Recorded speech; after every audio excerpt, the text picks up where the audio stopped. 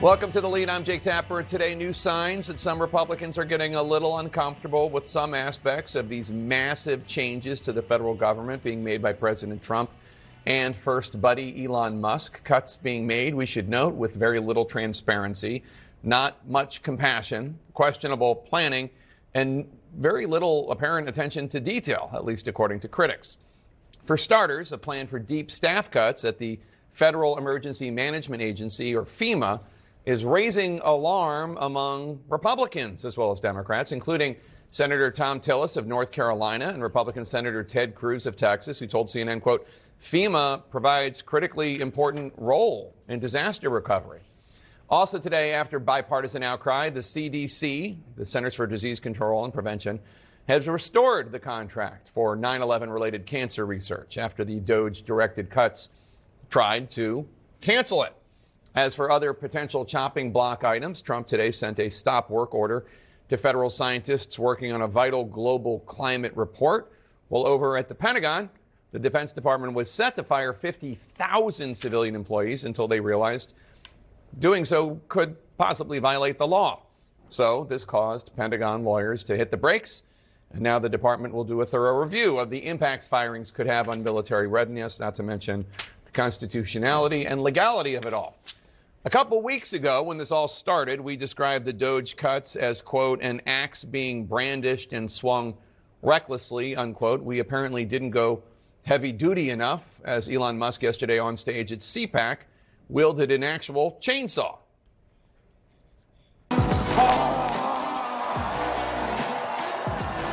This is the chainsaw for bureaucracy. Chainsaw!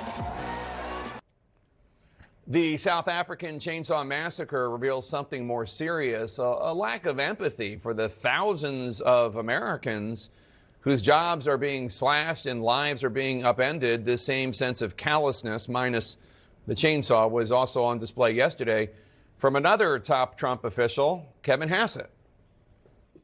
We're being told by a lot of people who have been let go at other agencies that they were told they were being dismissed because of poor performance, when in some cases they haven't even had a performance review yet because they've only been on the job a couple of months. Yeah, I've never seen a person who was laid off for poor performance say that they were performing poorly.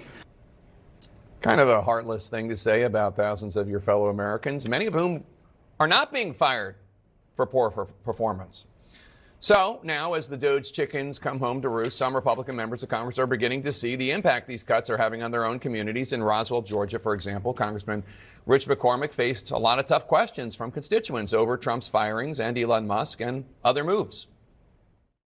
Elon was going to be the main topic tonight, and he's going to continue to be the main topic tonight because we are all freaking pissed off about this. You're going to hear it and feel it. Why is a supposedly conservative party taking such a radical and extremist and sloppy approach to this? Tyranny is rising in the White House, and a man has declared himself our king. So I would like to know, rather, the people would like to know what you, congressmen, and your fellow congressmen are going to do to rein in the megalomaniac in the White House. When you talk about tyranny, when you talk about presidential power, I remember having the same discussion with Republicans when Biden was elected. Well, we're going to hear more from that Congressman McCormick, in the next hour. He's going to discuss the town hall and talk about his views of the criticism. Meanwhile, Utah's newest senator, Republican John Curtis, is striking a different tone about these cuts, one that we might have expected to hear from his predecessor, Senator Mitt Romney. Curtis saying, quote, I think if there's one thing I could change about the DOJ, it's that it's moving so fast, it's not really factoring in the human element, that these are real lives, real people. They have kids.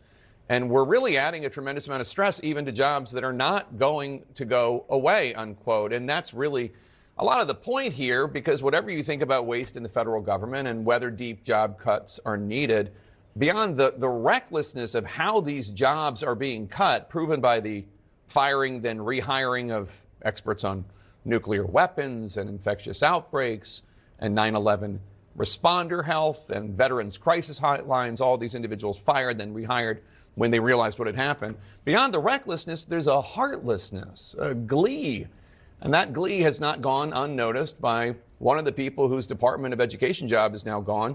She's a disabled veteran. This loss it's financial stress, but it's also more than that for me. I served my country for 11 years, 9 of them on active duty. I deployed twice. I spent so much time away from my family. I was gone when my mom passed away. And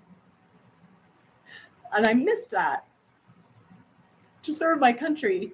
And I was excited to continue serving in this capacity. And they not only tore that out from under my feet, but couldn't even just grant me a layoff and instead place the blame on me, that it was my performance. And I've gotten nothing but positive reviews.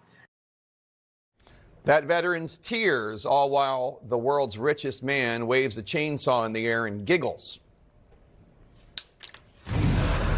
Let's bring